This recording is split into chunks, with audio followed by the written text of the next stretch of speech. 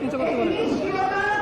এবং যারা এই দেশকে একটি আবার একটি অন্ধকার জায়গায় গণতন্ত্রের জায়গায় পৌঁছাতে চান তারাও এর সাথে চক্রান্ত করে বিএনপিকে আগে ফেলবার চেষ্টা করেছে। আমাদের নেতৃত্বের নামে অশ্লীল কথা বললে কুবাক্য বললে আমরা ওদের মতোই করবো। আমরা জাতীয়তাবাদী দলের সমস্ত পর্যায়ের নেতা কর্মী এটি শৃঙ্খলায় বিশ্বাস করি। আমরা বিশ্বাস করি রাজনীতিকে মোকাবিলা আমরা রাজনীতি নিয়েই করবো। আমরা শেখ হাসিনার অনুসারী নয়, অন্য কোনো জায়গার অনুসারী। আমরা অশ্লীল বাক্য বলি না, আমরা রব মানি না, আমরা হচ্ছে রজসাহী। বিশ্বাস এবং তার চর্চা এই লাখো জনতা নিরস্ত্র জনতায় শেখ হাসিনাকে পায়ে পায়ে হেঁটে এই দেশকে উৎখাত করেছিল।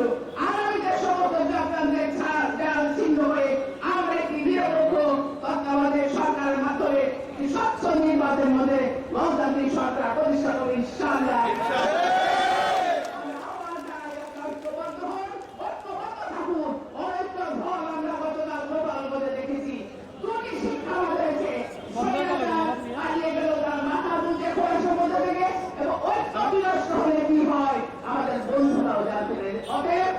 আসুন পথে আসুন গণতন্ত্রকে রক্ষা করবার প্রতিষ্ঠা করবার লড়াইয়ে একসাথে লড়াই করি। ধন্যবাদ সকলকে।